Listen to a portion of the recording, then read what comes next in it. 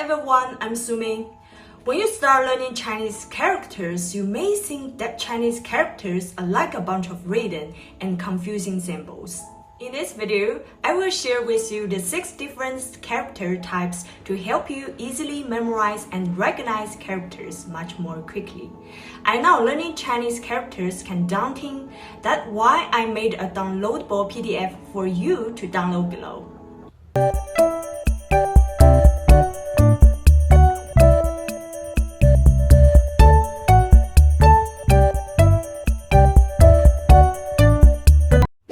What are Chinese characters? Chinese characters, also known as hanzi.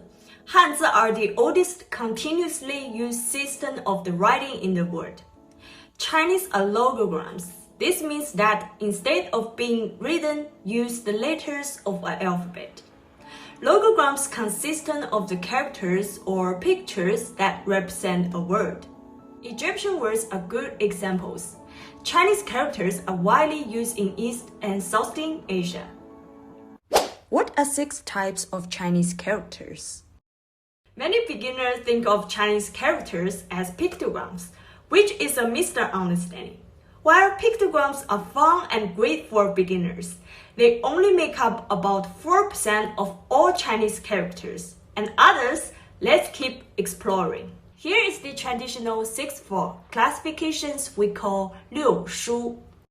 Xu Sheng, a scholar in the Han Dynasty, summarized the compositions and use of Chinese characters into 6 types, which we call 六书. Pictograms, 象形字. 象形 characters are pictograms. The characters are descriptive. They simplify pictures of material objects. The method of the forming Chinese characters is easier for beginners to learn. Example of pictographing characters. As we said before, Xu Sheng placed almost 4% of characters in this category.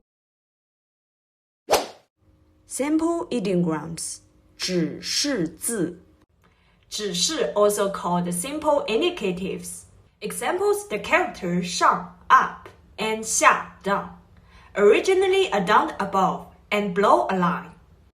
Indicative characters are samples for abstract concepts, which could not be depicted, but nonetheless can be expressed as a visual sample.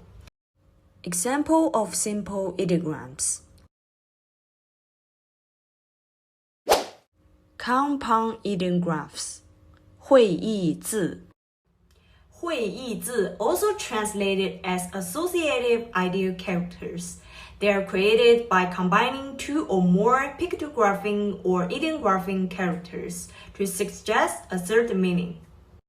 Our example is a character 修, meaning rest, which combines the pictographing elements of a person 人 and a tree 木, indicated someone learning on a tree to rest. Phono-semantic characters, 形声字. Phono-semantic compounds are the most numerous characters. These characters are composed of at least 2 parts.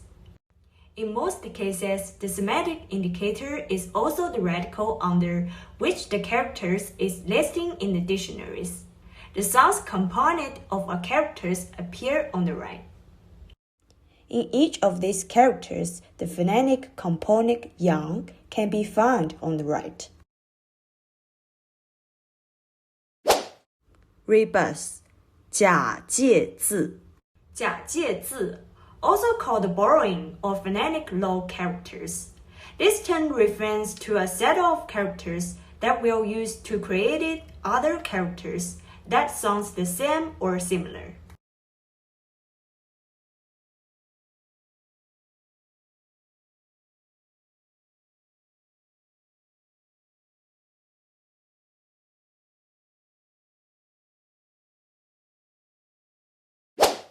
Derivative cognates, 转注字. 转注字 are characters with meaning influenced by other words. In Chinese, linguistics transfer characters appear in 3 different styles. Transferences of characters from 形转, transferences of characters meaning 易转, transferences of sounds 音转. The characters 考 to test and 老 old are considered 转注 characters because they were previously interchangeable, but over time they start to represent different things and their meanings drift apart.